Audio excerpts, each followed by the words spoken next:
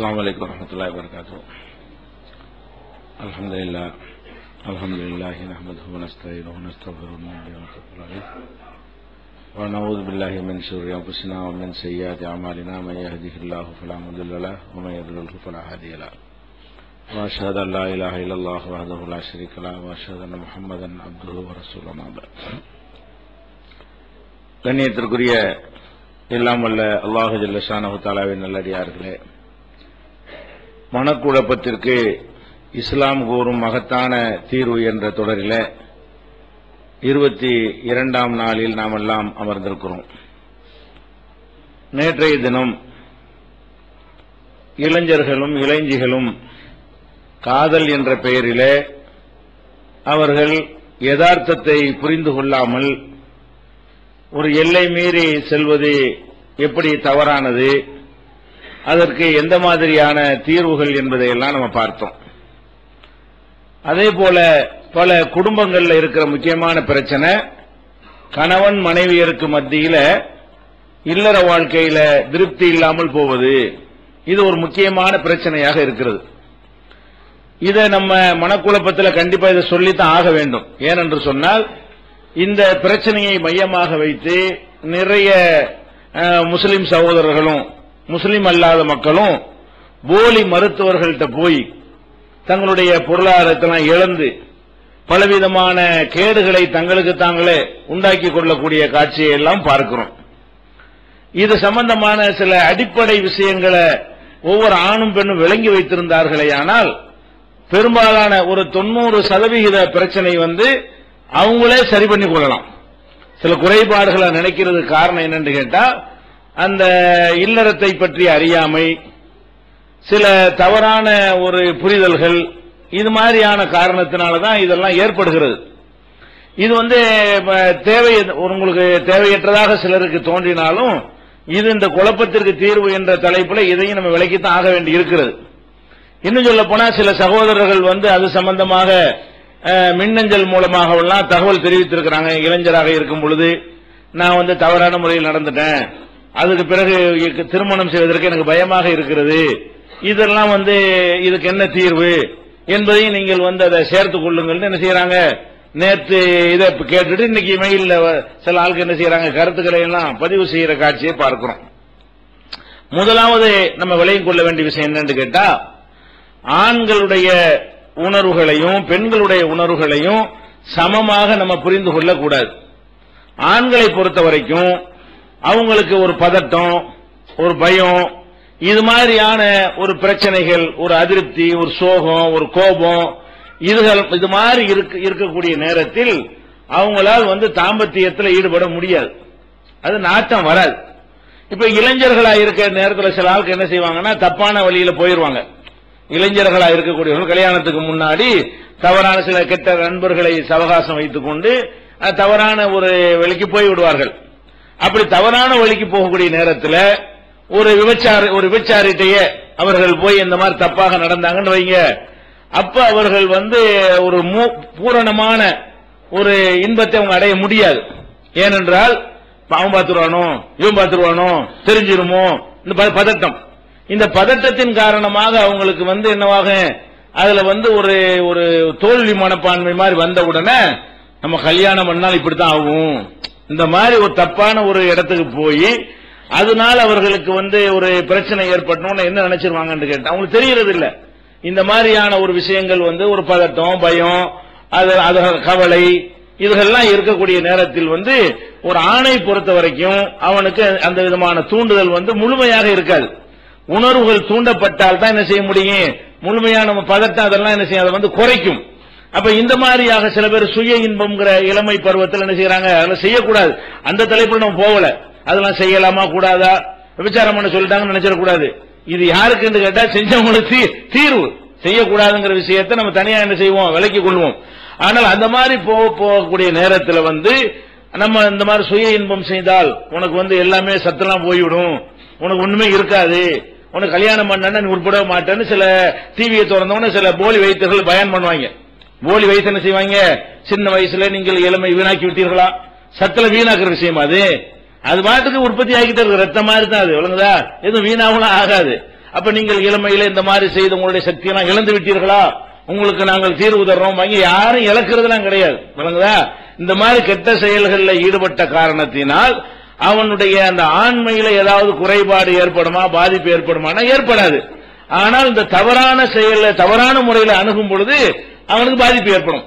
அது மனைவியோட முறையாக கணவன் மனைவிங்கிற முறையில பாதுகாப்பான முறையில பதட்டம் இல்லாத முறையில அவங்க சந்தோஷமா இருக்கும் பொழுது எந்த அளவுக்கு அவர்கள் மகிழ்ச்சியோட இருக்கிறார்களோ, முழு நிறைவு அவர் ஆணை அடைகிறானோ அந்த மாதிரி இதுல எல்லாம் அடைய முடியாது. ஏன்? இந்த பயம் பதட்டம் எல்லாம் அவனை வந்து கெடுக்கும். அது மாதிரி நம்ம ஃபெயிலியர் ஆயிருமோ, கல்யாணம் பண்ணிட்டு நம்ம சந்தோஷப்படுத்த முடியாம போயிருமோன்னு பயந்து கொண்டே சில பேர் கல்யாணம் வேணாம்கிட்டே இருப்பான்.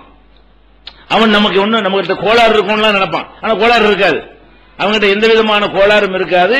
இதை பத்தி தப்புந்தவருமாக இந்த வைத்தியர்கள் எல்லாம் போட்டு அவனை குழப்பி விட்டு மாத்திரை லேகியன் விற்கிறதுக்காக வேண்டி குழப்பி விட்ட உடனே இந்த மாதிரி பதறி கொண்டிருக்கக்கூடிய இளைஞர்கள் எல்லாம் இருக்கிறார்கள். அது ஒரு நேரத்தில் அது மாதிரி இருக்கிறதுனால இப்படி எப்பவும் இருக்கும்னு நினைச்சக்கூடாது, நினைத்து விடக்கூடாது. அதனால இது இல்லற வாழ்க்கையை பாதிக்குமான பாதிக்காது. இந்த மாதிரி காரியங்கள் செய்யக்கூடாது ஒரு பக்கமா இருந்தாலும் அது மாதிரி நம்ம செய்து விட்டோமே என்று பயப்படக்கூடியவர்கள் கல்யாணம் பண்ணலாமா, அதனால பாதிப்பு இருப்போம், அந்த மாதிரி இங்கேயும் ஏற்பட்டு போயிருமோ அப்படிங்கிற மாதிரி என்ன செய்யக்கூடாது, ஒரு எண்ணங்களை வைத்துக் கொள்ளக்கூடாது. அது உடற்கூறு ரீதியாகவும் சயின்டிபிக்காகவும் அதுக்கு எந்த ஒரு ஆதாரமும் கிடையாது. எந்த விஞ்ஞானத்தை போய் கேட்டாலும் சரி, எந்த ஒரு உடற்கூறு வல்லுநர்கிட்ட கேட்டாலும் சரி, இதனால எல்லாம் இந்த நாட்டு வைத்தியன் ஏமாற்றக்கூடியவர்கள்ட்ட தான் இந்த மாதிரி பிரார்த்தனை செய்கிறார்களே தவிர இதுல எந்த ஒரு அடிப்படையும் இல்லை என்பதை விளங்கிக் கொண்டால் அந்த வகையான மனக்குழப்பங்கள் தீர்ந்துவிடும். அடுத்து குடும்ப வாழ்க்கையில் ஈடுபடக்கூடிய நேரத்தில் இதேதான் பிரச்சனை. ஒரு ஆணை பொறுத்த வரைக்கும் அவனால் மனைவியோடு சந்தோஷமா இருக்க முடியும். இப்படித்தான் அதிகமான பேர் படைக்கப்பட்டிருக்கிறார்கள். அதிகமான பேர்கள் மனைவியோடு மகிழ்ச்சியாக சந்தோஷமாக இருக்கக்கூடிய வகையில் தான் படைக்கப்பட்டிருக்கிறார்கள். அவங்களுடைய குடும்ப சூழ்நிலைகள் அமைப்புகள் அதுகள்ல ஏற்படக்கூடிய சில குறைபாடுகள்னாலதான் நல்ல ஒரு ஆண்மை உள்ள ஒருத்தன் கூட குடும்ப வாழ்க்கையில சரியாக ஈடுபடாமல் இருக்கிறான். அது ஒரு குறைபாடாகவே இந்த மனைவி கருதுகிற அளவுக்கு என்ன செய்யுது, நிலைமை மாறிவிடுகிறது. அது என்ன மாதிரியான சூழ்நிலை? இப்ப கணவன் மனைவி என்று இருந்தார்கள் என்று சொன்னா அவங்க அந்த நேரத்தில் இவனுக்கு அந்த உணர்வு ஆசையெல்லாம் தூண்டக்கூடிய வகையில மனைவி நடந்து கொள்ள வேண்டும், தனிமை இருக்க வேண்டும், டிஸ்டர்ப் இருக்கக்கூடாது. இது மாதிரி எல்லாம் சில விஷயங்கள் இருந்தா தான் ஒரு ஆணுக்கு சரியான முறையில அவனுக்கு ஒரு ஆசைப்பட முடியும். அதுல ஏதாவது குறை இருக்கிறதுனால எத்தனை பேர் இந்த கவுன்சிலிங் வர்றாங்க, விசாரிச்சு பார்த்தோம்னு சொன்னா என்னவாக அதுல அவங்க எல்லாம் பிள்ளைகள் எல்லாம் ஒரு ரூம்ல படுத்து கிடப்பாங்க. அந்த மாதிரியான ஒரு டைப்பை வச்சுக்கிட்டு இவன் என்ன செய்யறது இல்ல, எங்களுக்கு குடும்ப வாழ்க்கை இல்ல, ஆள் சரியில்லை இப்படின்னு கொண்டு விசாரிச்சு பார்த்தோம்னு சொன்னா இவங்க எல்லாமே சரியா இருக்கும். இதெல்லாம் ரொம்ப உடைச்சியும் பேச இயலாது, முதல்ல தான் உங்களுக்கு சொல்ல முடியும். அப்ப இவனுக்கு எல்லாமே சரியாக இருந்தாலும் இவன் அதை புரிந்து கொள்ளாமல் அந்த மாதிரி நடக்கிற காட்சியை பார்க்கிறோம்.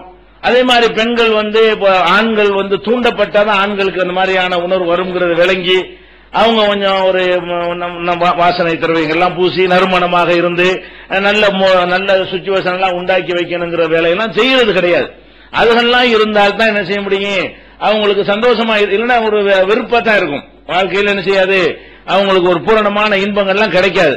அதனால இந்த இல்லற வாழ்க்கைங்கிறதுல திருப்தி இல்லை என்று நினைக்கக்கூடிய 90% குடும்பங்கள்ல இவங்களுடைய அந்த சூழ்நிலைகளை என்னென்ன பிரச்சனைன்னு கேட்டு சால்வ் பண்ற பிரச்சனைகளா இருக்கும். சில அறிவுரைகளை கொண்டு அதெல்லாம் சரியாகிவிடும். மருந்து மாத்திரை எல்லாம் தேவையே கிடையாது. சில விஷயங்கள்ல அவங்க கோளாறு பண்ணிருப்பாங்க, சில விஷயங்களை புரிந்து கொள்ளாமல் இருப்பார்கள். அதே மாதிரியான இல்லற வாழ்க்கையில் ஈடுபடக்கூடிய மெத்தேடுகள்ல கூட சில முறைகள் அறியாத காரணத்தினால கூட அவங்க என்ன செய்வாங்க, அப்படிலாம் இருப்பாங்க. இது மாதிரி உள்ளவர்கள் வெக்கத்தை விட்டுட்டு என்ன செய்யணும், கணவன் மனைவியாக சரியான இடத்துல ஒரு கவுன்சிலிங் போய் அடைந்து கொண்டு வர சொன்னா அவங்களுக்கு இந்த பிரச்சனை சால்வ் ஆயிடும்.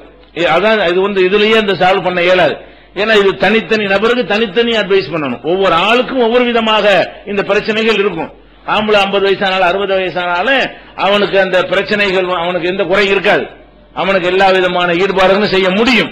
ஆனால் இது சம்பந்தமான அறிவு ரொம்ப குறைவா இருக்கிறதுனால, அறிவு இல்லாட்ட கூட பரவாயில்ல, தப்பு அறிஞ்சு வச்சிருக்கிறதுனால ஒன்னும் தெரியாம இருந்து 6 மாடலாம் தெரிஞ்சுட்டா இருக்குது, ஒன்னும் தெரியாம இருந்து அது பாட்டு கரெக்டா ஓடிக்கிட்டே இருக்கும். இவங்க என்ன செய்யறாங்கன்னு கேட்டா இந்த மாதிரி இதை சொல்லி தர்றோம்னு சொல்லி உனக்கூட கொண்டு சொல்லி கொடுத்து இல்ல அதெல்லாம் சொல்லி கொடுத்து தப்பா விளங்கி வைத்திருக்கிற காரணத்தினாலதான் இது நிறைய பேருக்கு என்ன செய்யறது, இல்லறம்ங்கிறது ஃபெயிலியர் ஆயிருக்கு. இல்லறம்ங்கிற பேருக்கு தான் இருக்கே தவிர ஒரு முழுமையாக 2 பேரும் சந்தோஷம் அடைந்தார்கள் என்பது இல்ல. இது மாதிரியான காரணங்கள்லாம் நம்ம பார்க்கிறோம். அதே மாதிரி சில இந்த தாம்பத்தியத்தை இல்லறத்தை பாதிக்கக்கூடிய சில நோய்களாலையும் நல்லா இளமையில கல்யாணம் பண்ண போதுல நல்லபடியாக சந்தோஷமா இருந்திருப்பாரு. ஆனா ஒருத்தருக்கு சக்கரை நோய் வந்துருச்சுன்னு வைங்க, சுகர் அதிகமா ஏறி போச்சுன்னு சொன்னா அவங்களுக்கு அந்த தாம்பத்தியத்தில் என்ன செய்ய முடியாது, அவங்களால ஜொலிக்க முடியாது. அந்த நீரிழிவு நோய் இருக்கக்கூடியவர்கள் அது மாதிரி பாதிப்புகள்லாம் ஏற்படுவது வராமல் காத்துக்கொள்ள வேண்டும். அது மாதிரி மது பழக்கம் இருக்குன்னு வைங்க, அது ஒரு அளவுக்கு மேல போச்சுன்னா என்னவாயிரும், முதல்ல அடிக்கிறது அதான் அடிக்கும். அதாவது ஆண்மை மதுவுக்கு தனியா வச்சிருக்கோம், மதுவுக்கு அது மாதிரி கவுன்சிலிங் கொடுக்க வேண்டியிருக்கா இல்லையா? முஸ்லீம் சொல்லிக்கிட்டு என்ன செய்யறான், மது போதை புகையெல்லாம் செய்கிறான், அது ஒரு நாளைக்கு இன்ஷா அல்லாஹ் வச்சுக்கிறோம். அப்ப அதிகமான மது பழக்கம் உள்ளது, அதிகமான பிரஷர் ரத்த அழுத்தம் அதிகமாக இருக்கிறது, இது மாதிரி அதற்கு கிடைக்கக்கூடிய மாத்திரைகள் அதிகமா தாறுமாற என்ன செய்கிறது, மாத்திரைகள் சாப்பிடுறது, நாள்பட்ட நோய்கள் இருக்குன்னு வைங்க, வந்துட்டு போற நோய்னா பிரச்சனை இல்ல, சில நோய்கள் நாள்பட்ட ஒரு நோய் இருக்குன்னா என்ன செய்யும், அது பெருசா பாதிச்சிடும். நாள்பட்ட நோய்னா ஒரு கால் வலி வருதுன்னு வைங்க, வருஷ கணக்கில் கால் வலி இருந்தா அவனு அது ஆம்பளையா இருந்தாலும் பொம்பளையா இருந்தாலும் அவங்களால என்ன செய்ய முடியாது, அதுல ஒரு நாட்டம் அதிகமா இருக்காது, அது உடல் ஒத்துழைக்காது, அந்த மாதிரிலாம் இருக்கிறது. வலிப்பு நோய் வரக்கூடியவங்க, மூளையில பாதிப்பு ஏற்பட்டவங்க, இது மாதிரியான சில விஷயங்கள்லாம் மருத்துவ ரீதியான விஷயங்கள். இதுக்கு உள்ள மாற்று சிகிச்சை முறையெல்லாம் கையாளணுமே தவிர இது கவுன்சிலிங்னால ஒன்றும் செய்ய முடியாது. நீரிழிவு நோய் எடுத்துக்கணுங்க, அவருக்கு என்னத்த கவுன்சிலிங் கொடுத்தாலும் பிசிக்கல் ஆள் சரியில்லையே, உடல் ரீதியா ஒரு ஆள் சரியில்லாமல் இருக்கிறாரு, வலிப்பு நோய் அடிக்கடி வரக்கூடியவராக இருந்தால் அது உடல் ரீதியா அதுக்கு ட்ரீட்மெண்ட் எடுக்கலாம். அந்த சுகரை கண்ட்ரோல் பண்ணுவது, இருக்கிற லெவல்லையாவது அப்படி மெயின்டைன் பண்ணிக்கிட்டு போகணும். நாளுக்கு நாள் 150, 200, 300, 400 போயிட்டு இருந்துச்சுன்னு சொன்னா அதுக்கப்புறம் என்னவாகாது, குடும்ப வாழ்க்கைங்கிறது ஒரு பேருக்கு தான் இருக்குமே தவிர இருக்கவே இருக்காது சொல்ல போனா. அந்த மாதிரி அதிகமாக அதெல்லாம் பாதிக்கும். அப்ப அதுக்கெல்லாம் நீங்கள் வைத்தியம் செய்து கொள்ள வேண்டும். இந்த மாதிரியான காரணத்திற்காக இருக்குமே ஆனால் சில குறைபாடுகள் மருத்துவ ரீதியாக அதை சக்கரை நோயெல்லாம் முழுசா குணமாக்க இயலாது. எந்த நிலையில நீங்க சிகிச்சைக்கு போறீங்களோ அதோடு நிறுத்திடலாம். 150 சர்க்கரையில போயிட்டு இருந்தீங்கன்னா 150 என்ன செய்யலாம், அதிகமாகாம உணவு கண்ட்ரோல்கள் பண்ணி அதை மெடிசன்கள் ஏதாவது ஒரு வகையான மாத்திரைகளை போட்டு என்ன செய்யலாம், அந்த இடத்தை தக்க வச்சிடலாம். வந்ததை குறைச்சலாம் எடுக்க இயலாது. 1-2 வைத்தியங்கள் இருக்குன்னு சொல்றாங்க, சில பேருக்கு ஆகுது, சில பேருக்கு ஆகலங்கிறாங்க. அல்ல நாட்னா அது மருந்து கண்டுபிடிக்கவும் செய்யலாம்.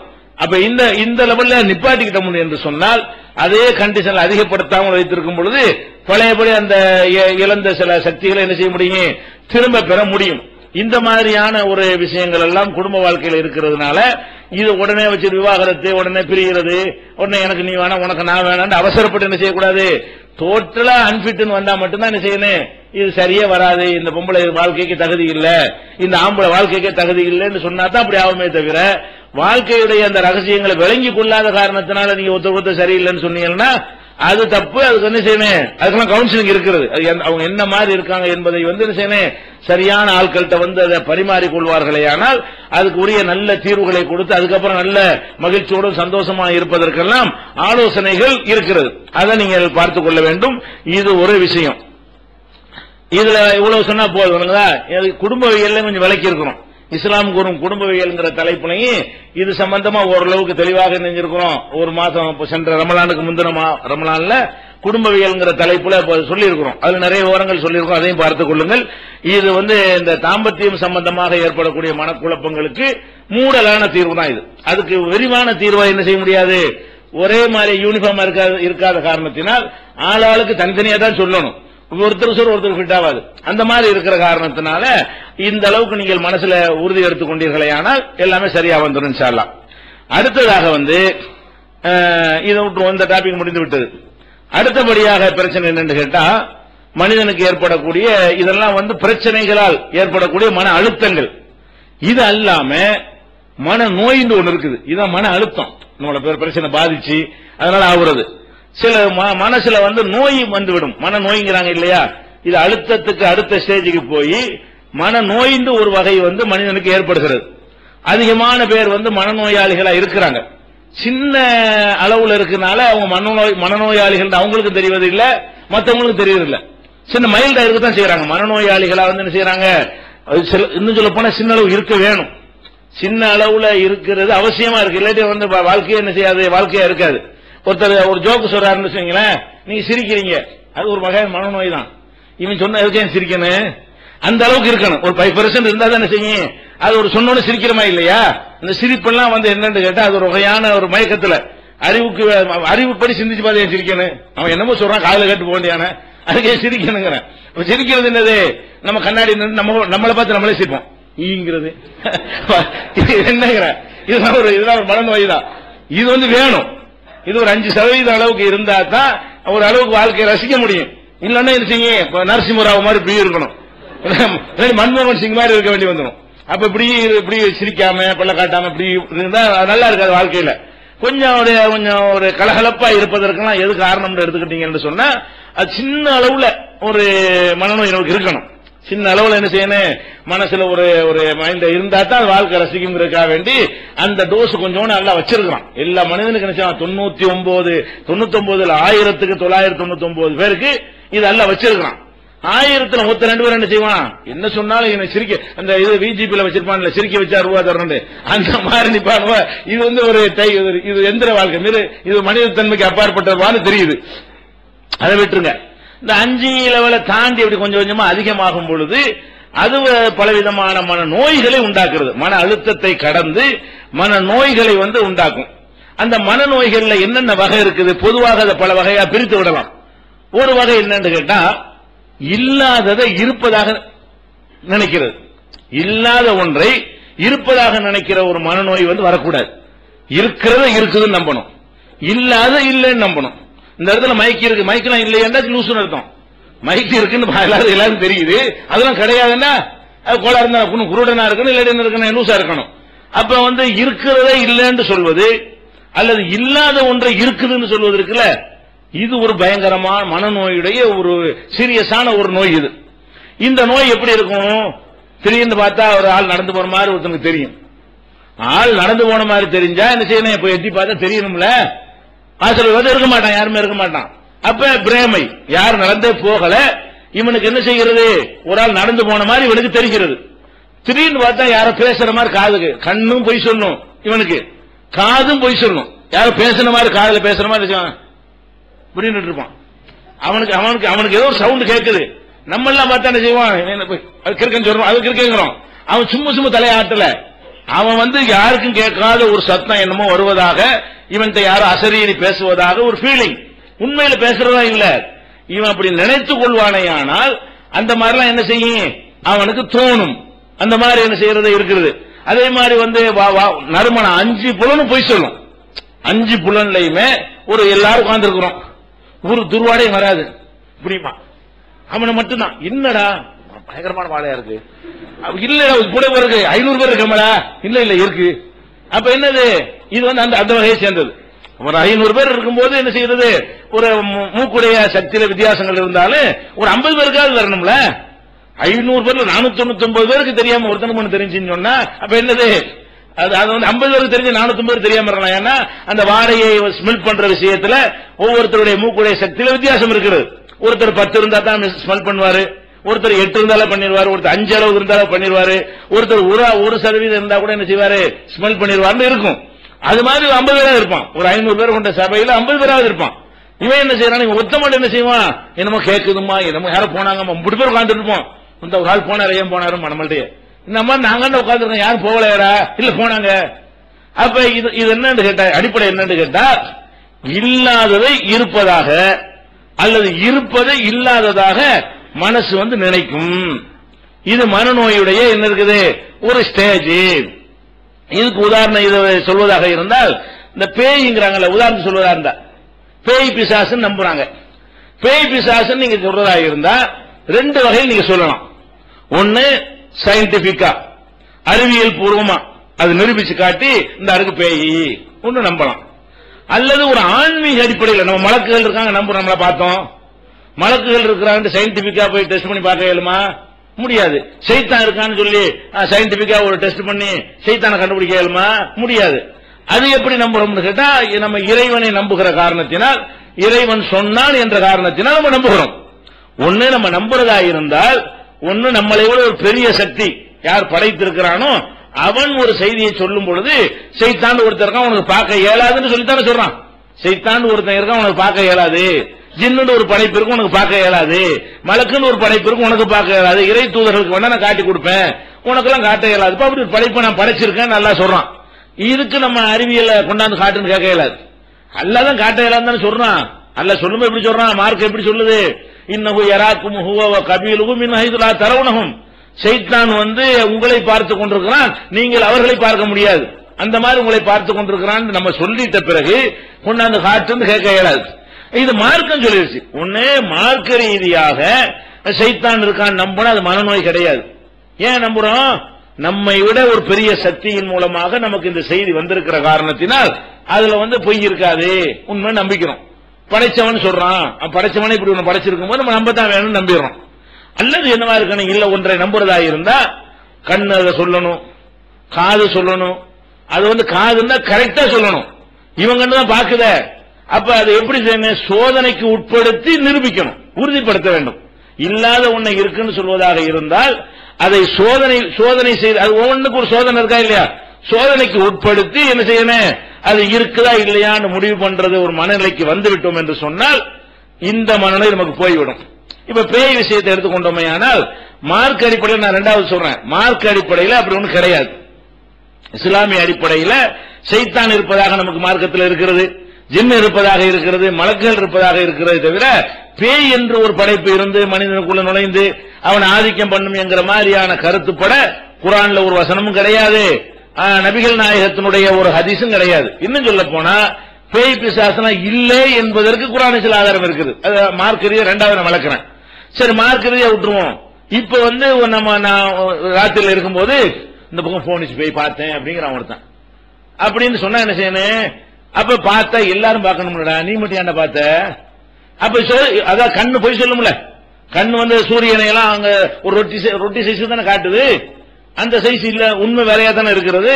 அந்த மாதிரி நம்ம என்ன செய்யணும், சிந்திக்க வேண்டும் என்று சொன்னால் நம்முடைய கண் சொல்வதை வேற ஒரு கண்ணுக்கு தெரியாமல் நம்ம கண்ணுக்கு மட்டும் தெரியுமே, ஆனால் நம்ம பார்வையில் ஏதோ கோளாறு இருக்கிறது, நம்ம ஏமாறுறோம், இல்லாத ஒண்ணு என்ன செய்யறோம், ஏதோ தப்பான நம்பிக்கை சின்ன வயசுல போட்டிருப்பாங்க. எதனால இப்படிலாம் தெரியுதுன்னு கேட்டா, சின்ன வயசுல பயங்காட்டுறதுக்கு சாப்பிடாட்டி பயங்காட்டுவாங்க, பூதம் வந்துடும், பேய் வந்துடும், பிசாசு வந்துடும், கொள்ளிவாய் பிசாசு வந்துடும், பூச்சாண்டி வந்துடும், அவன் இப்படி எல்லாம் சொல்லி அந்த மாதிரி குழந்தைகளை பயங்காட்டின உடனே அடி மனசுல என்ன செய்யுது, இந்த மாதிரி ஒண்ணு இருக்குன்னு உட்கார்ந்து போயிடுது. அந்த மாதிரி உட்காரும் பொழுது ஏதாச்சும் ஒன்ன பார்த்தோன்னா என்ன செய்யும், அது ஒரு ஆள் வர்ற மாதிரியும் போற மாதிரி எல்லாம் நமக்கு தென்பட ஆரம்பிக்கும். அது தென்படுற மாதிரி தோணும், ஒரு கற்பனையாக தோன்றும். அப்ப அதுக்கு என்ன பண்ணணும், இதை நம்ம சோதனை மூலமாக நான் இருந்தா தான் நான் நம்புவேன், நம்ம உறுதிமொழிக்கு வரணும். அப்படி பேய் இருக்குதுன்னு பாக்குறவங்களா இருந்தாலும் சரி, ஒரு சத்தம் காதுல கேட்குதுன்னு நினைக்கிறவங்களா இருந்தாலும் சரி, என் கண்ணுக்கு ஒண்ணு தெரியுதுன்னு சொல்லக்கூடியவங்களா இருந்தாலும் சரி, அது என்னுடைய மூக்குக்கு போய் ஸ்பெஷலா உங்களுக்கு தெரியாத ஒரு வாடையை நான் உணர்கிறேன் என்று சொல்வதா இருந்தாலும் சரி, இப்படி உங்கள யாருக்காவது தோணுமையானால் அதுக்கு என்ன தீர்வு என்ன தெரியுமா, அதை உறுதிப்படுத்துவதற்கு முயற்சி பண்ணுங்கள். என்ன செய்யணும், உறுதிப்படுத்துவது எப்படி, பல கேள்விகளை நமக்கு நாமே கேட்டு என்ன செய்யலாம், உறுதிப்படுத்திக் கொள்ளலாம். இப்ப பேயின்னு ஒரு இருக்குங்கிறீங்க, சரி, அது என்ன செய்யும், அது பயங்கரமான சக்தி உள்ளது, ஒரு அடி போட்டுச்சுன்னா நம்ம மண்டையை போட்டுருவோம் அப்படிலாம் சொல்றாங்கல்ல, பேய்ங்கிற ரத்தம் கைக்கு செத்து போயிடுவோம். அந்த மாதிரி ஒரு பவர்ஃபுல்லானது இது பேய். அது ஒரு மனுஷனுக்குள்ள நுழைந்து கொண்டது என்று சொன்னால் அந்த மனுஷன் அந்த பேயா மாறி விடுகிறான். அந்த பேய் பேய்ன்னு சொல்லக்கூடிய ஒன்று ஒரு மனுஷன் மேல ஏறிடுச்சுன்னு சொன்னா அவனுக்கு என்ன செய்கிறது, அந்த பேயாக அவனை மாறி அதீதமான சக்தி அவனுக்கு கிடைக்கிறது. பெரிய பெரிய காரியத்துல செய்யறான்ல, இந்த பேய் பிடிச்சவன் சொல்லக்கூடிய ஒரு ஆளு சாதாரண மனிதன் செய்வதை விட கூடுதலான காரியங்களை எல்லாம் செய்யறான் அப்படிங்கிற மாதிரி எல்லாம் நம்ம நம்புகிறோம், பார்க்கவும் செய்யறோம். பேய் பிடிச்சவன் என்று சொல்லப்படக்கூடியவன் என்ன செய்யறான், பெரிய வேலைகள்லாம் செய்கிறான். அப்ப இதையெல்லாம் பார்க்கக்கூடிய நேரத்தில் இதை குழப்பம் வருது. இதை உறுதிப்படுத்தி ஆய்வுக்கு உட்படுத்தி எப்படி நம்புறது அப்படின்னு கேட்டா பலவிதமா நம்ம ஆய்வு பண்ணலாம். நம்முடைய கண்ணுக்கு ஒன்று தெரிகிறது, தெரியுதா, உங்க கண்ணுக்கு பேய் போன மாதிரி தெரியும் வச்சுக்கிறோம்.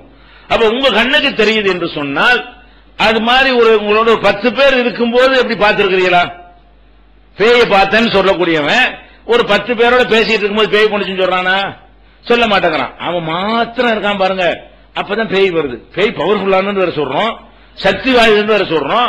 அது ஒத்தா இருந்தா 1000 பேர் இருந்தா அது பயப்படக்கூடாதுல்ல, 1000 பேர் இருந்தாலும் தைரியம் வர வேண்டியதுதானே. அது எப்ப வருதுன்னு பார்த்தோம்னு சொன்னா ஒரே ஒருத்தனா இருப்பான் பாருங்க, அந்த மாதிரி இருக்கும்போதுதான் என்ன செய்யும், பேய் பார்த்தேன், அவன் மட்டும்தான் பார்த்திருப்பானே தவிர நாங்கள் ஒரு 50 பேர் போனோமா 50 பேர் அந்த பேயை பார்த்தோமான்னு சொல்லவே மாட்டாங்க. 50 பேர் போகும்போது ஒருத்தன் பார்த்தான்னு சொல்லுவான். வழங்குதா?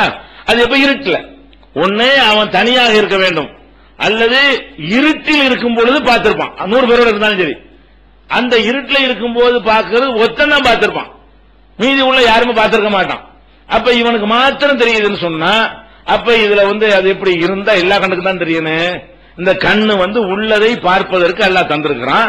இங்க ஒண்ணு இருக்குன்னு நான் பார்த்தேன்னா உங்களுக்கும் பார்க்கணுமா இல்லையா? ஒண்ணு கண்ணு கோளாறா இருக்கணும், அனைவருக்கும் இருக்காது. ஒரு 100 பேர்ல ஒரு 10 பேர் வேணா கோளாறுன்னு வச்சுக்கிடுவோம், தூர பார்வை கிட்ட பார்வை ஏதாவது ஒண்ணு வச்சுக்கிடுவோம். ஒரு 10 பேர்ல 9 பேருக்கு தெரியணுமா இல்லையா? 100 பேர்ல 10 பேர் போயிட்டாங்க, 90 பேருக்கு தெரியணுமா இல்லையா? இது நான் ஒரு இருக்குங்கிறேன், ஒருத்தருக்கு இல்லைன்னு தெரிஞ்சு என்ன அர்த்தம்? நாங்க ஒண்ணு இருக்குங்கிறேன், இந்த இடத்துல ஒரு கடிகாரம் தெரியுதாங்கிற உங்கள்கிட்ட. அப்ப ஒருத்தரும் தெரியல. இப்ப நான் என்ன செய்யறேன், அந்த டைம் பீஸ் இருக்கு பாக்குறீங்களான்னு கேட்கறேன், சும்மா கேட்கறேன். நீங்க என்ன செய்ய, நீங்க பார்த்துட்டு இல்லங்கிறீங்க. இப்ப எனக்கு மட்டும் தெரிஞ்சா என்ன அர்த்தம்? இந்த இடத்துல டைம் பீஸ் இருக்குங்கிறேன். அப்ப நீங்க எல்லாரும் பாக்குறீங்க, ஒருத்தருக்கும் தெரியல. அப்படின்னா இது என்ன அர்த்தம்?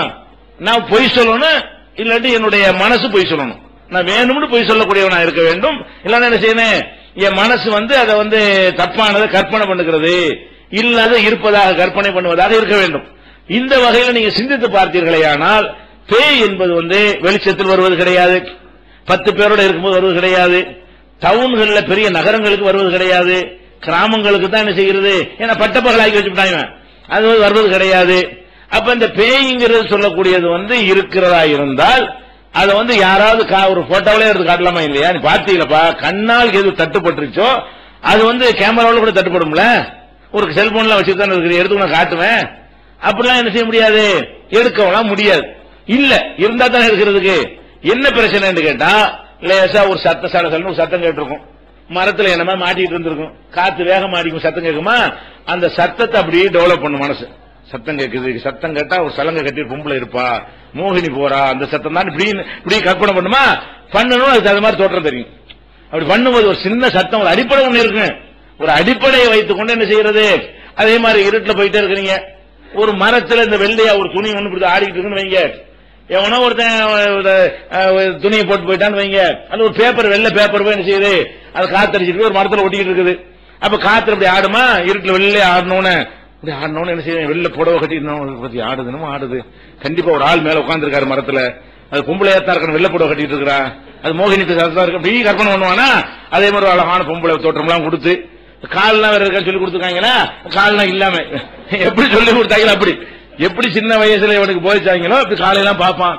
பேய்க்கு தான் கால் இருக்காத, இவன் கண்டுபிடிச்ச பேய்க்கு. அப்ப அது மாதிரி பார்த்து செய்வான், அதே மாதிரி வரைஞ்சுவான். அப்படியே இந்த கண்ணு என்ன செய்யும் கேட்டா, சின்னதா ஒரு விஷயத்தை வச்ச உடனே அதை அப்படியே டெவலப் பண்ணிட்டு இருக்கும். இன்னைக்கு ஒரு டார்ச்சில டக்குனு இந்த இடத்துல அழைச்சு பார்த்திருந்தான்னு சொன்னா, இதுதான் பேய் நினைச்சமா, ஒரு பேப்பர்ல தொங்கிக்கிட்டு இருக்கு, கிட்ட போய் புடியல, உடனே பயம் போயிடும். கிட்ட போய் என்ன செய்யணும், ஒண்ணுமே இல்லை, இருந்தா என்ன செய்யும், எல்லாருக்கும் தெரியும், உனக்கு மட்டும் தெரியுதுன்னு சொன்னா, ஒரு சின்ன ஒரு அடிப்படையை வைத்துக் கொண்டு ஊதி ஊதி பெருசாக்குற காரணத்தினால்தான் இல்லாதெல்லாம் என்ன செய்கிறது, இருப்பதாக அவனுக்கு தோன்றுகிறது. இது இந்த பேயை நம்புறது, இது ஒரு வகை. பேய் நம்புறதுல இந்த இல்லாத இருப்பதாக கருதுவதில் பேய் என்பது ஒன்று விளைக்கிறங்க. இந்த இல்லாத இருப்பதாக கருதுவதில் இன்னும் நிறைய விஷயங்கள் இருக்கிறது. பேய் விஷயத்துல மார்க்கம் என்ன சொல்லுது, உங்களுக்கு மார்க்க நம்பிக்கை இதுக்கு தீர்வாயிரும். மார்க்கம் உங்களுக்கு என்ன சொல்லி தருகிறது அப்படின்னு பாத்தீங்கன்னா, மார்க்கத்தில் சொல்லப்படுகிறது. அல்லாஹ் குர்ஆன்ல சொல்றான், முதல்ல பேய்னா என்னன்னு வைங்க, பேயின்னு சொல்றான், என்ன எதை பேய்ங்கிறான், பேயின்னு சொல்றவன் சொல்ற இலக்கணத்தை பார்க்கணுமா இல்லையா? பேயின்னா என்ன அர்த்தம்னா, ஒருத்தன் செத்து போயிடுறான், செத்து போனுடைய ஆவி உலகத்தில் சுத்திக்கிட்டே இருக்குது, அது ஒருத்தன் மேல ஏறி உட்காந்துக்கிறது, அதான பேய்ங்கிறாங்க. ஒரு ஆம்பளாவையோ பொம்பளாவையோ, ஒரு செத்து போனவனுடைய ஆவி உசுரோட இருக்கிற ஒரு மனிதன் மேல ஏறி உட்கார்ந்து கொள்ளும், அதுதான் பேயின்னு நினைக்கிறாங்க. பொதுவாக செத்தவனுடைய ஆய்வு வரும் நினைக்கிறவங்களும் இருக்கிறாங்க. பொதுவா செத்தவன்லாம் வரமாட்டான், தூக்கு போட்டு செத்தான, தற்கொலை செஞ்சான், அந்த ஆவிதான் வரும்னு சொல்றான். ரெண்டு தப்சீர் அதுக்கு இருக்கிறது. ஒரு தப்சீர் என்னன்னு கேட்டா, எந்த செத்து போன ஆய்வு வேண்டாலும் வரும். சில பேர் கொஞ்சம் கூடுதலா போய் என்ன செய்வாங்க, இந்த தூக்கு போட்டு செத்தவன், தப்பா செத்தவன், இந்த மாதிரி ஆட்களுடைய ஆய்வு சுத்திக்கிட்டே இருக்கிறது, அமைதி அடையாது, சுடுகாட்டுல கிடக்காது, அதனால சுத்திக்கிட்டே வரும், யாராவது மாட்டினா ஏறி உட்காந்துக்கிறேன் அப்படின்றாக்க நம்புறாங்க. இப்ப நம்ம எப்ப என்ன முடிவு கொள்ள வேண்டி இருக்குது, பேயை பத்தி பேசுறதுக்கு முன்னாடி செத்து போன ஆவியுடைய லெவல் என்ன, அதை பற்றி மார்க்கம் ஏதாவது சொல்லுதான் நம்ம தேடி பார்க்க வேண்டி இருக்கிறது. இதை பற்றி திருக்குர்ஆனில் பேசும்போது 39வது அத்தியாயத்தில் 42வது வசனத்தில் எல்லாம் சொல்லி காட்டுகிறான். அல்லாஹு யதவஃபல் அன்ஃபுஸ ஹீன மௌத்திஹா வல்லதி லம் தமுத் ஃபீ மனாமிஹா ஃபயும்சிகு அல்லதி கலா அலைஹில் மௌத் வ யுர்சிலுல் உக்ரா. இதுல எல்லாம் என்ன சொல்றான்னு கேட்டா, அல்லாஹ் உயிர்களை தன் கைப்பிடியில் எடுத்துக்கொள்கிறான். எப்ப எடுக்கிறான்? தூங்கும் பொழுதும் தன்னுடைய கைப்பிடியில் எடுத்துக்கொள்கிறான், மரணிக்கும் பொழுதும் கைப்பிடியில் எடுத்துக்கொள்கிறான். தூங்கும் பொழுது எடுத்த உயிரை எப்ப விட நினைக்கிறானோ அப்பதான் முழிக்கிறான். அப்ப முழிக்கிற உயிர்களை அந்த முழிக்கிற நேரத்தில் விட்டு விடுகிறான். செத்து போனவனுடைய உயிரை எடுக்கிறான அந்த உயிரை தன் கைப்பிடியில் வைத்துக் கொள்கிறான். அல்லாஹ்வுடைய கண்ட்ரோல்ல எது இருக்குது? உயிர் இருக்கிறது. அதாவது மனிதர்கள் செத்து போன பிறகு, இறந்து போன பிறகு அந்த உயிர் என்பதை அல்லாஹ் கைப்பற்றி யும்சிக்குன்னு வருது. யும்சிக்குனால என்ன அர்த்தம்னா இறுக பிடிப்பது. யும்சிக்குனா என்ன அர்த்தம்? இறுக பிடித்துக் கொள்கிறான். அவன் கைப்பிடிக்குள் அது இருக்கிறது. அப்ப அல்லாஹ்வுடைய கைப்பிடிக்குள் அந்த கண்ட்ரோல்ல, அவனுடைய கட்டுப்பாட்டுக்குள் அந்த உயிர் இருப்பதாக அல்லாஹ் சொல்லி காட்டுகிறான். அப்ப இது நல்ல உயிரா இருந்தாலும் சரி, கெட்ட உயிரா இருந்தாலும் சரி, அவன் கைவசத்தில் எடுத்துக்கொண்டால் அந்த கட்டுப்பாட்டை மீறி எப்படி உலகத்துக்கு வரணும்? அது நல்ல மனுஷனுடைய உயிரா இருக்கட்டும், தற்கொலை செஞ்ச உயிரா இருக்கட்டும், கெட்டவனுடைய உயிரா இருக்கட்டும், ஆம்பளை உயிரா இருக்கட்டும், பொம்பளை உயிரா இருக்கட்டும், எல்லா உயிர்களுமே அல்லாஹ் அவன் என் கைப்பிடியில் இருக்குன்னு அல்லாஹ் சொல்லி தர்றான். ஒரு முஸ்லீம் இதை நம்புனான பேய் எப்படி நம்புவான்? முஸ்லீம் குர்ஆனை நம்பணும்ல. குர்ஆன் என்ன சொல்லுது? ஒரு மனிதனை அல்லாஹ் உயிரை அவன் தன் கைப்பிடியில் எடுத்துக்கொள்கிறான். 39:42 படிச்சு பாருங்க. இப்ப அல்லாஹ்வுடைய கண்ட்ரோல்ல இருந்தா செத்து போன எப்படி வருவான்? இந்த உலகத்துக்கு இப்படி வர முடியும்? அடிப்படையே தப்பா இருக்கேன்னா பேய் நம்பிக்கை போயிடும். இல்லாத இருக்குன்னு நினைக்கணும்ல. இந்த மார்க்க நம்பிக்கை வேறமா சைக்காலஜிக்கலா அறிவியல் பூர்வமா சொல்வதை விட நம்ம மார்க்க நம்பிக்கை இன்னும் பெரிய மருந்தா இருக்கும் பாருங்க. ஓ மார்க்கத்தை அல்லாஹ் அப்படிதான் சொல்றானா, போடா பேயெல்லாம் கிடையாது அடி சொல்லி போடுவீங்க, அப்படி ஆயிரும். அதே மாதிரி 23வது அத்தியாயத்தில் 99-100 வசனங்களில் எல்லாம் சொல்றான். ஒரு மனிதனுக்கு மௌத்து வரும்போது, ஒரு மௌத்து வர்றதுக்கு முன்னாடி எல்லா ஆட்டமும் போடுவான். மௌத்து வந்தவன என்ன செய்வான்? அல்லாஹ்ட்ட மலக்குகள்கிட்ட சொல்லுவானா, ரப்பிர்ஜிஊன், இறைவா நான் இப்ப பார்த்துட்டேன், எல்லாத்தையும் திருப்பி அனுப்புவானா. ஏன் முதல்ல அல்லாஹ் இல்ல அப்படி சொல்லிட்டு இருந்தானா? அல்லாஹ் இல்ல, மலக்கு இல்ல, ஒண்ணும் இல்ல அப்படி சொல்லி தெரிஞ்சான். இப்ப மலக்குமார்கள் அடிச்சு உயிரை கைப்பற்றணும்னு என்ன செய்யறது? ஆஹா நம்ம எதை இல்லைன்னு சொன்னோமோ அதெல்லாம் இருக்குதே. இப்ப தெரியுது, சொர்க்கம்லாம் கண்ணு காட்டப்படுது, நரகம்லாம் காட்டப்படுது, இறைவன் ஒருத்தன் இருக்காங்கிறப்ப கண்ணுக்கு முன்னாடி புலப்படுது, தப்புல பண்ணிவிட்டோம் அப்படின்னு சொல்லி இந்த உயிரை எடுத்த உடனே முதல் முறையீடு என்னன்னு கேட்டா, ரப்பிர்ஜிஊன், இறைவா என்னை பூமிக்கு திரும்பி அனுப்பு. எதுக்காக வேண்டி திருப்பி அனுப்பனு? லஅல்லி அமல சாலிஹன் ஃபீமா தரக்து, நான் விட்டு சென்ற அந்த வாழ்க்கையில நல்ல காரியம் செய்யாம வந்துவிட்டேன், இப்ப கொஞ்சம் அனுப்பி வச்சீங்கன்னா நல்ல காரியம் செஞ்சுட்டு வர்றேன். முதல் தெரியல, இல்ல சொர்க்கம் நான் நம்பல, இப்ப எல்லாம் எனக்கு தெரிஞ்சு போச்சு, இன்னொரு சான்ஸ் எனக்கு கொடு, நான் பூமிக்கு போய் என்ன செய்ய போறேன், நான் நல்ல அமல் செஞ்சுட்டு வர்றேன். உயிர்கள் கேட்குது, எல்லா உயிரும் கேட்குமா. உயிர்களை கைப்பற்றும் பொழுதெல்லாம் இந்த உயிர்கள் வைக்கிற ஃபர்ஸ்ட் கோரிக்கை என்ன? இறைவா என்னை திரும்ப துன்யாவுக்கு அனுப்பு, நான் தப்பு செஞ்சிடணும், அழகா இவ்வளவு பெரிய மேட்ரு சொர்க்கம் கிடைக்கும்னா இன்னும் நிறைய செஞ்சுட்டு வந்திருப்பேனே, இவ்வளவு பெரிய நரகத்தில் நீங்க போடுவேன்னு சொன்னா ஒரு தப்பு செய்யாம நல்ல மனுஷன் வந்துருவானே, இன்னொரு சான்ஸ் எனக்கு அனுப்புன்னு செய்யுமா, அந்த உயிரை கேட்குமா. அப்ப அல்லாஹ் என்ன சொல்றான்?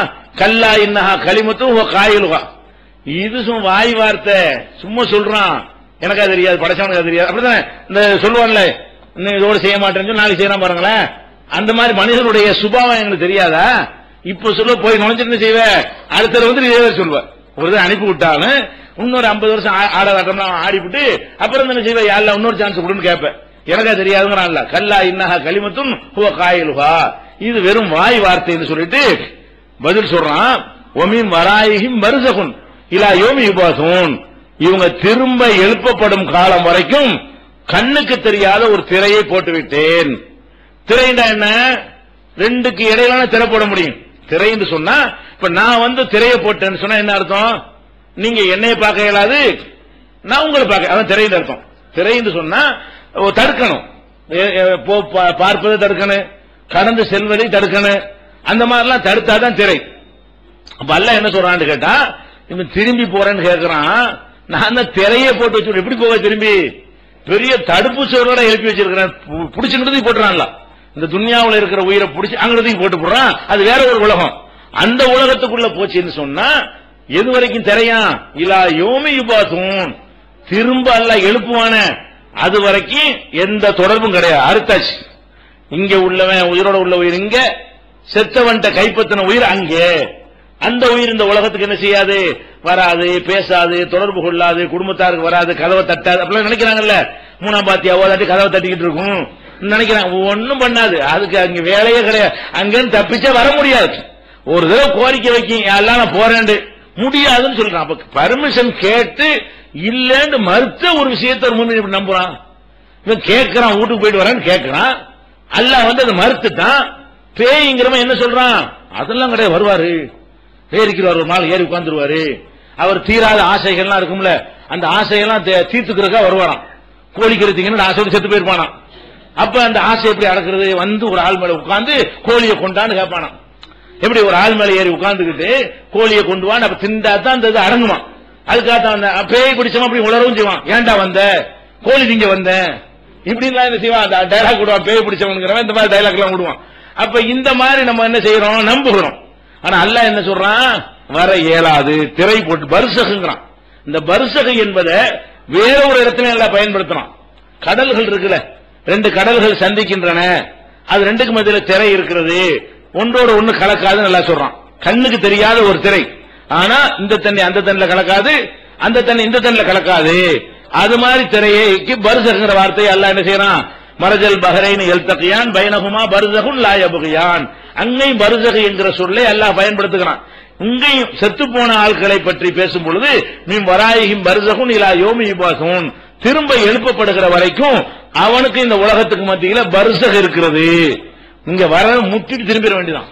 இங்க வர நினைச்சாங்க, இங்க பெரிய திரையை போட்டு வச்சுக்கிறான், பெரிய தடுப்பு சுவரை எல்லாம் போட்டு வச்சுக்கிறான், கண்ணுக்கு தெரியாதானா, பெரிய ரூஹுகள் கடந்து செல்ல முடியாத, உயிர்கள் வந்து கடந்து வர முடியாத ஒரு தடுப்பு சுவர், சுவரை எழுப்பி வச்சிருக்கிறேன் என்று 23வது சூறாவுல 99 100வது வசனத்தில் எல்லாம் சொல்றான்னா என்ன விளங்குது, செத்து போன ஆவி வராது, பேய்ங்கிற இல்லாத ஒன்னை நம்ம நம்புறோம்.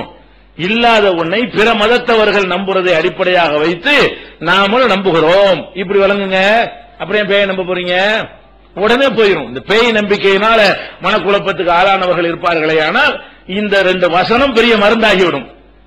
அதே மாதிரி இன்னொரு வசனத்தில் எல்லாம் சொன்னான் குர்ஆன்ல, ஒரு மனிதன் இருக்கிறான்னு சொன்னா அவன் வந்து ஒரு மனிதனா தான் செயல்பட முடியும். ஒரு மனிதனுக்கு என்ன செய்யறது, 2 மனம் இருக்குமா, 2 மனம் இருக்காது.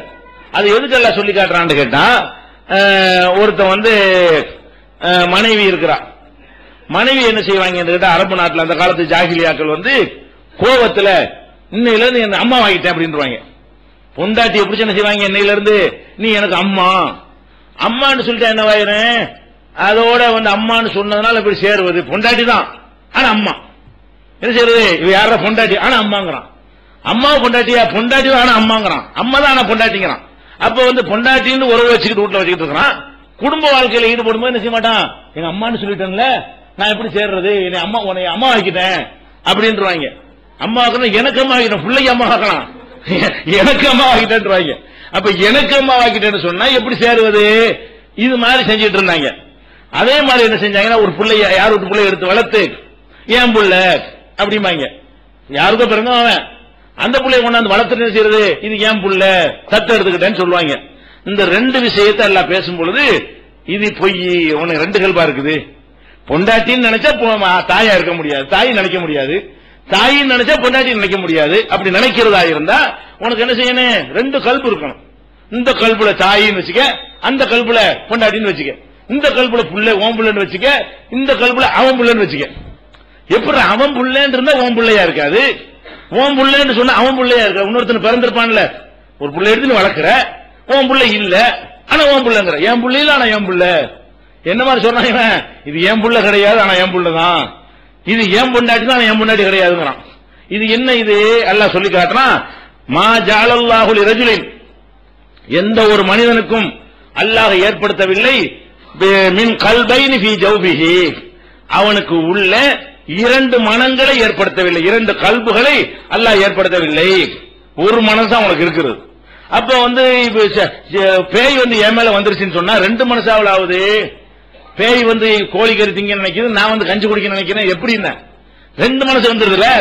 பேயின்னு வந்து என் மேல உட்கார்ந்துருச்சுன்னு சொன்னா இப்ப என்ன ஆகுது? அந்த மனுஷன் ரெண்டு சக்தி கட்டுப்பட்டவனா இருக்கிறான். அந்த உடல் வந்து 2 மனசுக்கு கட்டுப்படுகிறது. பேயுடைய ஆசை ஒண்ணு, இவனுடைய ஒரு ஆசை ஒண்ணு. 10 நிமிஷத்துக்கு பேய், 10 நிமிஷத்துக்கு இவன்.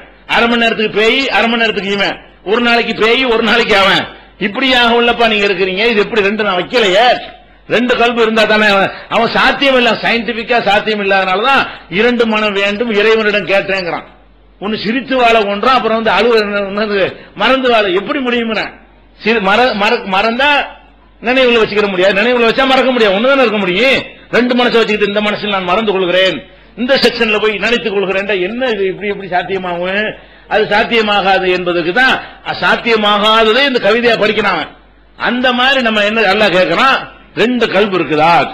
33வது அத்தியாயத்தில் 4வது வசனம் சொல்லிட்டு அதை புரிய வைக்கிறதுக்கு சொல்றான். 2 கல்பு ஆக்கல. ஒமா ஜால அஸ்வாஜக்கும் உள்ளாயி துலாஹிருன மின்ஹுன்ன உம்மஹாத்திக்கும், உங்கள் மனைவியை தாயோடு ஒப்பிடுகிறீர்களே, அப்படி ஒப்பிட்ட காரணத்தினால் அவர்கள் தாய் அல்ல. ஒமா ஜால அதேயாக்கும் அபுனாக்கும், நீங்கள் வளர்த்த பிள்ளைகளை உங்கள் பிள்ளைகளாக அல்லாஹ் ஆக்கவில்லை. கவுதாலிக்கும் கவுலுக்கும் அபுஹைக்கும், இது உங்கள் வாய்களால் சொல்கிற வார்த்தை. அது எப்படி ஓம் பிள்ளையாவான்? ஓம் பிள்ளைன்னு சொல்றான், உன்னுடைய விந்துக்கு பிறக்கணும், உன்னுடைய மனைவியுடைய சினை முட்டையிலிருந்து உருவாகி இருக்கணும், அவதான் உன் பிள்ளை. அப்ப வந்து பொண்டாட்டிய தாய் என்று சொன்னா அவ வயிற்றுக்குள்ள நீ இருந்திருக்கணும், அதான் தாய். பொண்டாட்டி தாய் என்று சொன்னீங்கன்னா அவ கற்பனை நீ இருந்தியா, அதான தாய். அல்ல அழகா வளர்க்கிறான். இது வந்து வாய் வெட்டு வார்த்தை. லாலிக்கும் கவுலுக்கும் அபுஹைக்கும், இது வந்து வெற்று வார்த்தை. வல்லாஹு யகூலுல் ஹக்க, அல்லாஹ்வாய நான் உண்மை பேசுகிறேன். உலகமும் போய் பேசுறாங்க. வளர்ப்பு மகன்கிறான், அம்மா பிடிச்சி பொண்டாட்டிங்கிறான், பொண்டாட்டி பிடிச்சி அம்மாங்கிறான். இப்படி சகஜமா பேசிக்கிறாங்க. என் மனைவி தாயை போல, எப்படி தாயை போலாவா? தாய் தான் என்ன போய் சேர்றீங்க 2 பேரும். அப்ப தாயை போல பேசுறாங்க. அது மாதிரி இப்ப சர்வசாதாரணமா சொல்லக்கூடியதான் பாக்குறோம். அல்லாஹ் என்ன செய்யறான், இந்த மாதிரி வார்த்தை விளையாடுறீங்கப்பா, பொய் அம்புட்டு, நான் உண்மையை சொல்கிறேன். வல்லாஹு யகூலுல் ஹக், அல்லாஹ்வாகிய நான் உண்மையை சொல்கிறேன்ங்கறான். இது வேற ஒரு விஷயத்துக்கு இறங்கணும் வசனம். எதுக்கு இறங்குனது? 2 வகையா முரண்பட்ட 2 நம்புறான்ல, இதை நம்புனா அதை நம்ப இயலாது, அதை நம்புனா இதை நம்ப இயலாது. 2ஐயும் நம்புறேன்னு சொன்னா அப்ப 2 கல்பா உனக்கு? 2 மனசா? அதை நம்புறதுக்கு இந்த மனசு, இது ஆமாங்கிறதுக்கு இந்த மனசா? எப்படின்னு கேட்கறான் அல்ல. இப்ப நீங்க பேயின்னு இதான வருது, இது பேய்க்காய் இறங்கின வசனம் இல்ல. ஆனா பேயை எதிர்க்கிற கருத்தல் இருக்கா இல்லையா? பேய்க்கு மறுப்பதில் இருக்கா இல்லையா? ஒரு மனிதனுக்குள்ள ஒரு பேய் வந்து விட்டது என்று சொன்னால் பேய் இல்ல. அப்படி வந்து விட்டது என்று சொன்னால் அவன் வந்து 2 ஆளா தானே இருக்கிறான். 2 செயல்பாடு அவன் வருதுல, அவன் செயல்பாடு ஒண்ணு இருக்குது, பேயுடைய செயல்பாடு ஒண்ணு வருதா இல்லையா? இந்த 33 வசனத்தை சிந்திச்சு பார்த்தாலும் பேய் இல்லைன்னு விளங்கிக் கொள்ளலாம். அது போக குர்ஆன்ல ஒரு வசனம் இருக்கிறது, அல்லாஹ்வுடைய பாதையில் கொல்லப்பட்டவர்களை இறந்தவர்கள் என்று சொல்லாதீர்கள். வலா தகூலு லிமன் யக்தல் ஃபீ ஸபீலில்லாஹி அம்வாதா பல் அஹ்யாஉன் இன்த ரப்பிஹிம் யுர்ஸகூன், அவங்க உயிரோடு இருக்கிறார்கள், இறைவனிடத்தில் உயிரோடு இருக்கிறார்கள், அவங்க உணவளிக்கப்பட்டுக் கொண்டிருக்கிறார்கள் ஒரு வசனம் இருக்குது. இந்த வசனம் இறங்கின உடனே சஹாபாக்களுக்கு குழப்பம். என்ன குழப்பம்? செத்து போயிட்டாங்கன்னு தெரியுது, உயிரோட இருக்கிறாங்க. எப்படி செத்து போனா அல்லாஹ்வுடைய பாதையில் கொல்லப்பட்டாலும் இறந்து போய்த்தானே உன்னை அடக்கம் பண்ணும். உயிரோடு இருந்து அடக்கம் பண்ண மேல போட்டு வச்சிருப்போமே. அப்ப இது புரியலையே. சஹாபாக்கள் என்ன செய்யறாங்க, அல்லாஹ்வுடைய தூதரே இறந்தவர்களை வந்து இறந்தவங்கன்னு சொல்லாதீங்கன்னா விளங்க மாட்டேங்குது, அவங்க இறந்துட்டாங்களே, அதனால அடக்கம் பண்ணிருக்கோம்லாம் உள்ளுக்குள்ள இருந்ததுனால அவங்க என்ன செய்யறாங்க, சால்னா ரசூலுல்லாஹி ஸல்லல்லாஹு அலைஹி வஸல்லம் அன் ஹாதிஹில் ஆயா, இந்த வசனத்தை பற்றி ரசூல் ஸல்லல்லாஹு அலைஹி வஸல்லம் அவங்கள்ட்ட நான் கேட்டோம். இப்னு மஸ்ஊத் சொல்றாங்க, ரசூலுல்லாஹ்ட்ட வந்து நம்ம கேட்டோம். அவங்க என்ன சொன்னாங்கன்னு கேட்டா, அதுக்கு வந்து உயிரோடு இருக்கிறாங்கன்னு அந்த அர்த்தம் இல்ல, நீங்க நினைக்கிற அர்த்தம் இல்ல. என்ன அர்த்தம்? அல்லாஹ்வுடைய பாதையில கொல்லப்பட்ட உடனே அந்த உயிர்களை எடுத்து சொர்க்கத்துக்கு அல்லாஹ் கொண்டு போறான். கபர்லாம் கிடையாது உங்களுக்கு, சொர்க்கத்துக்கு கொண்டு போயிடுறான். கொண்டு போய் சொர்க்கத்துக்கு தீர்ப்பளிச்சவனா சொர்க்கத்துக்கு போகணும், நியாய தீர்ப்பு நாள்ல. அதுக்காக என்ன செய்யறாங்கன்னா, பறவை வடிவமாக ஒரு பச்சை நிறத்து பறவை கூட்டுக்குள்ள அந்த உயிரை கொடுத்து சுத்திக்கிட்டே இருங்க அப்படின்றான். அவங்க இன்னைக்கு நிமிஷம் வரைக்கும், இந்த நிமிஷம் வரைக்கும் அல்லாஹ்வுடைய பாதையில உண்மையில தியாகம் செஞ்சவர்களாக இருந்தால் அவங்க என்ன செய்வாங்க, எழுப்புற வரைக்கும் அந்த சொர்க்கத்திலே சுத்திக்கிட்டு இருப்பாங்க. மனிதர்களாக இல்லை, பறவை மனிதர்களாக வந்து தீர்ப்புக்கு பிறகுதான் போக முடியும். நியாய தீர்ப்பு நாளுக்கு பிறகு அல்லாஹ் ஜட்ஜ்மெண்ட் பண்ணுவான்ல, அப்பதான் போக முடியும். இப்படி ரசூலுல்லாஹ் விளக்கிட்டாங்க. விளக்கிட்டு அந்த உயிர்கள் சுத்திக்கிட்டே இருக்குமா, அல்லாஹ் என்ன செய்வான், ஒரு நாள் திடீர்னு அவற்றுக்கு காட்சி தருவான். திடீர்னு என்ன செய்வான், அந்த உயிர்கள்லாம் சுகதாக்கள் உயிரெல்லாம் இருக்கும்ல, வந்து ரப்பு வந்து என்ன செய்வான், அவர்களுக்கு காட்சி தந்து ஏதாவது வேணுமா எல்லாத்தையும் கொடுத்துட்டு வேணுங்கிறத சாப்பிடுங்க சொல்லிவிட்டு ஹல் தஸ்தகுன செய்யன், உங்களுக்கு ஏதாவது இப்ப ஆசை இருக்குதான்னு கேட்பான் அல்ல. அவங்க என்ன செய்வாங்கன்னா ஐய செய்ய நஷ்டகி என்னத்தை ஆசைக்கிறது எல்லாம் தான் இருக்குத சொர்க்கத்துல பாக்குறதெல்லாம் அனுபவிக்கலாம், என்ன வேணாலும் சாப்பிடலாம், எப்படி வேணாலும் ஜாலியா இருக்கலாம், மரம் என்னத்தை போட்டு என்ன வேணும் எல்லாத்தையும் தந்து புட்டிய எல்லாத்தையும் தந்த பிறகு என்ன வேணும்னு கேட்டா என்ன எங்களுக்கு ஒரு ஆசையும் இல்ல அப்படின்ற உடனே 3 தடவை இல்ல கேட்பா இப்படி ஏதாவது ஆசை இருந்தா சொல்லுங்கப்பா, அதெல்லாம் ஒண்ணும் இல்ல சிறப்பா இருக்குது, நல்லா யோசிச்சு சொல்லுங்கப்பா, நல்ல ஆசை இருந்தா சொல்லுங்கப்பா அப்படின்னு 3 தடவை இல்ல கேட்பானா. 3 தடவை கேட்ட உடனே அப்ப அல்ல விட மாட்டேங்கிறானே, ஏதோ ஆசை இருந்தா சொல்ல சொல்றான், ஏதோ சொல்ல சொல்றானு சொல்லிட்டு அவங்க என்ன சொல்லுவாங்களாம், இறைவா எங்களுக்கு ஒரே ஒரு ஆசை இருக்குது, என்ன ஆசைன்னா நாங்க உயிர் தியாகம் பண்ணதுனால இவ்வளவு பெரிய தரஜா கிடைச்சிருச்சு, இன்னொரு தடவை அனுப்பிவிட்டேன்னு வை, இன்னொரு தடவை தியாகம் பண்ணிட்டு வந்தோன்னு வை, எங்களுக்கு எவ்வளவு பெரிய கிரேடு கிடைக்கும், எங்களுக்கு ஒரே ஆசை என்னன்னு கேட்டா எங்க ரூஹ வந்து எங்க உடலுக்குள்ள விட்டு எங்களை அனுப்பி விடு துனியாவுக்கு போய் என்ன செய்யறோம், இன்னும் நிறைய தியாகங்கள்லாம் செஞ்சுட்டு வருவோம், இன்னொரு தடவை நாங்க கொல்லப்படுவோம். இவங்க வந்து செய்ய அந்த மனுஷன் பேச்சு மாதிரி இல்லை. இது எந்த மனுஷன் சொன்னாங்கல்ல என்னை அனுப்பு நல்ல காரியம் செஞ்சுட்டு வர்றேன், இவங்க உசுர கொடுத்தவங்க ஆல்ரெடி ஏற்கனவே உசுர கொடுத்ததுனால இன்னொரு கண்டிப்பா கொடுப்பாங்க, ஏற்கனவே கொடுத்துட்டு தானே அந்தஸ்து அறிஞ்சிருக்கிறாங்க, உயிரை தியாகம் பண்ணவங்க இவர்களை திருப்பி அனுப்பினா கண்டிப்பா என்ன செய்வாங்க, உறுதியா இருப்பார்கள். ஏன்னா சொர்க்கத்தை பார்க்கறதுக்கு முந்தைய தியாகம் பண்ணவர்கள் பார்த்துட்டு இன்னொருக்க வந்தா இதை விட நல்லா தியாகம் பண்ணுவார்கள் தான். அப்ப அனுப்புறதா இருந்தா இவங்களை அனுப்பியிருக்கலாம், அனுப்புறதா இருந்தா ரூஹ வந்து துனியாவுக்கு அனுப்புறதா இருந்தா யாரு அனுப்பலாம், இவங்களை அனுப்பலாம், தியாகிகளுக்கு பஞ்சம் இருக்காது, நல்ல மக்களா இருப்பாங்க, அனுப்பி வைக்கலாம். அல்ல என்ன செய்யறான், போங்கடா இதே கேட்டேன் வேலையை பார்த்து போங்க பண்றோம்ல, அதெல்லாம் அனுப்புற கிடையாது, நான் எழுதி வச்சுட்டேன்.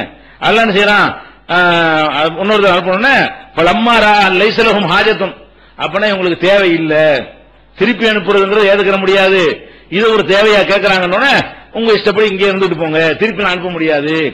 அப்ப என்ன வழங்குது, திருப்பி அனுப்புறதுன்னு ஒரு கோரிக்கையை சுகதாக்கள் அல்லாஹ்வுடைய பாதையில உயிர் தியாகம் செய்தவர்கள் வைக்கிறார்கள். அவங்களுக்கு எல்லாத்தையும் எல்லாம் நிறைவாக இன்பத்தை கொடுத்திருக்கிறான், அவங்கள திருப்பி அனுப்பும் போது ஏத்துக்கிற முடியாதுன்னு இது முஸ்லிம்ல 4993வது ஹதீஸ்ல இடம்பெற்றிருக்கிறது.